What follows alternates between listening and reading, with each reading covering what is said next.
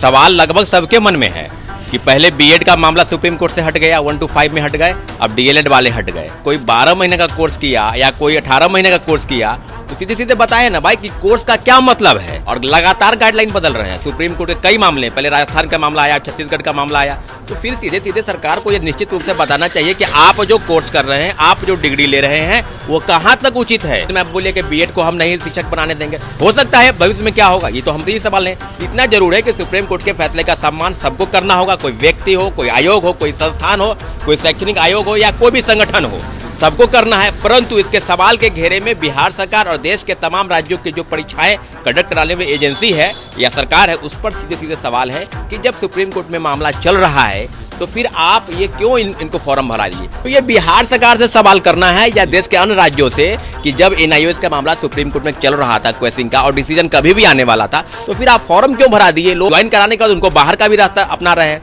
तो छठे चरण में अभी तक क्लियर नहीं हुआ है। बिहार सरकार से भी कई चिट्ठियां निकल रही है। हाँ, यही तो सवाल है और ये तो सवाल तो बिहार सरकार को क्लियर करना है। मुझे लगता है कि उनको बाहर का रास्ता दिखाया जाएगा। को नाराज करने का भी मेरा मंशा नहीं है, लेकिन कई चैनल पर और बहुत तरह की चीजें भ्रांति फैलाई जा रही है। सुप्रीम कोर्ट के फैसले से कोई बच सकता है क्या? कोई आपको इधर से उधर करना है? कोई भी नहीं। सुप्रीम कोर्ट का, हाँ, सुप्रीम कोर्ट में एक ही है कि रिव्यू पिटीशन आप फाइल कर सकते हैं। जरूर है कि एनआईओएस वाले के साथ निश्चित रूप से केंद्र सरकार, खासकर मोदी जी की सरकार ने जो धोखा किया है और तमाम राज्यों की बातें सरकार अगर कर रही है, बिहार सरकार को वही काम करना है। बीते मंगलवार को सुप्रीम कोर्ट के डबल बेंच का ऑर्डर आया, जहां पर बीआर गवई और प्रशांत कुमार मिश्रा ने एनआईओएस वाले अभ्यर्थियों को कहीं ना कहीं जो डिप्लोमा डिग्री धारक हैं खासकर उनको बाहर कर दिया। ऐसे में उन्होंने यह साफ कह दिया दोनों ने कि जिस तरीके से डिप्लोमा डिग्री धारक एनआईओएस वाले अभ्यर्थी हैं वो अमान्य हैं। ऐसे में उनकी डिग्री की कोई वैल्यू नहीं है, वो किसी भी परीक्षा में नहीं बैठ सकते हैं। कई सारे अभ्यर्थी सवाल पूछ रहे हैं ऐसा हमारे साथ क्यों हुआ। ऐसे में सरकार ने इसको लेकर पहले से कुछ प्रावधान निकाला क्यों नहीं। कई सारे सवालों के घेरे में कहीं ना कहीं सरकार है, अभ्यर्थी सवाल पूछ रहे हैं और कहीं ना कहीं ये भी सवाल हो रहा है कि फर्स्ट फेज में जिस तरीके से बिहार में बीपीएससी के द्वारा बहाली हुई है, उस वाले अभ्यर्थियों का क्या होगा, उन अभ्यर्थियों को क्या होगा, वो अभ्यर्थी कहाँ जाएंगे, क्या उनकी नौकरी रहेगी, चल जाएगी। तमाम मुद्दों पर चर्चा करेंगे। हमारे साथ बात करने के लिए छात्र नेता सौरभ हैं। सौरभ, कैसे देख रहे हैं जिस तरीके से मामला सामने निकल के आया है, नया सुप्रीम कोर्ट का जो मंगलवार को आदेश आया है? देखिए, निश्चित रूप से आपके चैनल के माध्यम से सारे अभ्यर्थी, ये सवाल लगभग सबके मन में है कि पहले बीएड का मामला सुप्रीम कोर्ट से हट गया, 1 to 5 में हट गए, अब डीएलएड वाले हट गए। तो भाई अगर कोई व्यक्ति कोई 12 महीने का कोर्स किया या कोई 18 महीने का कोर्स किया तो सीधे सीधे बताए ना भाई कि कोर्स का क्या मतलब है।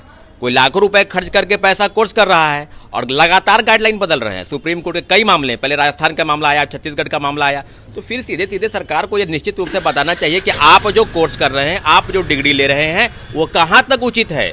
आप लगातार परिवर्तन करें। कुछ देर में आप बोलिए कि बीएड को हम नहीं शिक्षक बनाने देंगे, हो सकता है भविष्य में क्या होगा, ये तो हमसे ही सवाल है। इतना जरूर है कि सुप्रीम कोर्ट के फैसले का सम्मान सबको करना होगा, कोई व्यक्ति हो, कोई आयोग हो, कोई संस्थान हो, कोई शैक्षणिक आयोग हो या कोई भी संगठन हो, सबको करना है। परंतु इसके सवाल के घेरे में बिहार सरकार और देश के तमाम राज्यों की जो परीक्षाएं कंडक्ट कराने में एजेंसी है या सरकार है, उस पर सीधे सीधे सवाल है कि जब सुप्रीम कोर्ट में मामला चल रहा है तो फिर आप ये क्यों इनको फॉर्म भरा दिए। अब छठे चरण की भी बात चल रही है कि उनको भी बाहर किया जाएगा। सातवें चरण की नियुक्ति की प्रक्रिया समाप्त हुई है, सेकेंड फेज की बहाली भी शुरू होने वाली है, परीक्षाएं 7 दिसंबर शुरू होने वाली। तो ये बिहार सरकार से सवाल करना है या देश के अन्य राज्यों से कि जब एनआईओएस का मामला सुप्रीम कोर्ट में चल रहा था क्वेश्चन का और डिसीजन कभी भी आने वाला था, तो फिर आप फॉर्म क्यों भरा दिए, लोगों को ज्वाइन क्यों करवा दिए। और ज्वाइन कराने के बाद उनको बाहर का भी रास्ता अपना रहे हैं।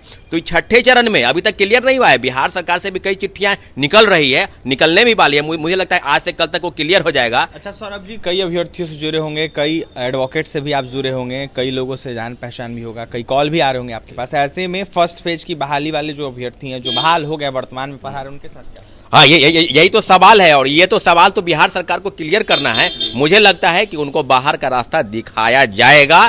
मुझे ऐसा लगता है अब किसी के मन में कोई सवाल हो तो उस सवाल को हम किसी को खुश करने के लिए नहीं बोल रहे और किसी को नाराज करने का भी मेरा मंशा नहीं है, लेकिन कई चैनल पर और बहुत तरह की चीजें भ्रांति फैलाई जा रही है। सुप्रीम कोर्ट के फैसले से कोई बच सकता है क्या?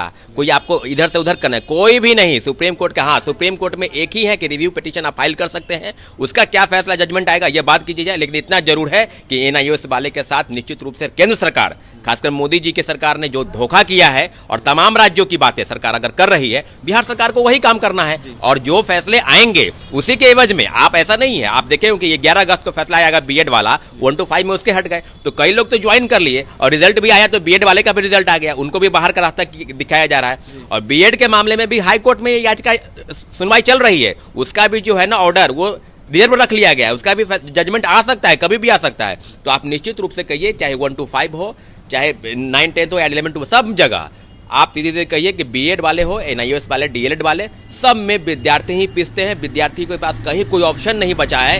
ये सरकार, ये आयोग क्या कर रही है? मुझे लगता है कि निश्चित रूप से विद्यार्थियों के भविष्य के साथ कहीं ना कहीं खिलवाड़ चल रहा है। आप कुछ भी करें, आपके साथ कुछ भी सही नहीं हो रहा है। मुझे लगता है कि बिहार सरकार सारे मामलों में एक पिटीशन जो है, रिव्यू पिटीशन फाइल करना चाहिए, क्योंकि इनका रास्ता तो है, वो ज्वाइन कर लिए हैं, उनके पास कोई ऑप्शन नहीं बचा है। जाएंगे तो जाएं कहाँ? सीधे सीधे है रिव्यू पिटीशन फाइल कीजिए, अगर कुछ मामला बचता है तब, और नहीं तो सेकेंड फेज की बहाली में तो ऐसे ही वो बाहर हो जाएंगे। अच्छा, गजट की बातें हो रही, कहा यह जा रहा है केंद्र सरकार अगर गजट अभ्यर्थियों को हित में लाती है तो कुछ हो सकता है। हम ये तो हम बात कर रहे हैं, केंद्र सरकार सबसे प्राथमिकता तो केंद्र सरकार की चाहिए कि जो भी एनसीईटी के गाइडलाइन के अनुसार जो शिक्षक बहाली होती है, बीएड वाले हो चाहे एनआईओएस वाले, सब राष्ट्रीय मुक्त शिक्षण संस्थान, तो उस पर सब पर गाइडलाइन एनसीईटी के द्वारा होता है। अब जो मामले चल रहे हैं कि एनआईओएस का मामला क्या होगा, तो लाखों अभ्यर्थी हैं जो 18 महीने का कोर्स करके बैठे हुए हैं, ज्वाइन भी कर लिए, और उनको अब तो छठे चरण पर भी खतरा मंडरा रहा है कि छठे चरण से भी बाहर किया जाएगा। तो सारे मामलों पर बिहार सरकार को तुरंत संज्ञान लेना चाहिए और क्लियर बताना चाहिए कि हम क्या करने जा रहे हैं। मुझे लगता है कि आज से कल तक इसका भी फैसला हो जाएगा। अच्छा, उन अभ्यर्थियों को क्या कहिएगा जो काफी परेशान हैं, काफी असमंजस में हैं? उन अभ्यर्थियों, देखिए, अभ्यर्थी को तो मैं यही कहेंगे कि जो सच है वो सच का सामना करना होगा, और ऐसा नहीं है कि कई चैनल वाले या कुछ भी ऐसा शिक्षण संस्थान जो लोगों को फैला रहे हैं कि ये कर देंगे वो कर देंगे। इतना जरूर है कि सच का सामना करना होगा, और सुप्रीम कोर्ट के फैसले का सम्मान हर व्यक्ति, आयोग, संगठन और कोई भी शिक्षण संस्थान उससे बच नहीं सकता है। हम कानून के फैसले का सम्मान करते हैं, आपको भी करना होगा, लेकिन इतना जरूर है कि बिहार सरकार का कोई ना कोई फैसला जरूर करना चाहिए। देखिए, हमारे साथ बात करने के लिए छात्र नेता सौरभ थे। ऐसे में जिस तरीके से सुप्रीम कोर्ट के डबल बेंच का फैसला है, इसको लेकर विश्लेषण कर रहे थे। ऐसे में साफ कहते हुए नजर आ रहे थे कि जो केंद्र सरकार है वो कहीं ना कहीं अभ्यर्थियों के हित में कुछ कर सकता है, या फिर बिहार सरकार को अभ्यर्थियों के हित में कहीं ना कहीं आवाज उठानी चाहिए। ऐसे में छात्र नेता सौरभ ने यह साफ कहा है कि फर्स्ट फेज की बहाली में शामिल हुए अभ्यर्थियों के ऊपर गाज गिर सकता है और कहीं ना कहीं वो बाहर हो सकते हैं। ऐसे में कहीं ना कहीं अभ्यर्थियों के ऊपर ही कहीं ना कहीं देखा जाए तो हमेशा गाज गिरता है और सरकार सिर्फ दावा करते रह जाती है। ऐसे में छात्र नेता सौरभ की अपना तमाम बातें आपने सुना है, क्या कुछ कहते हैं, और भी तमाम 24 के साथ बने रहे पटना से सहयोगी अमित के साथ अभिषेक की रिपोर्ट।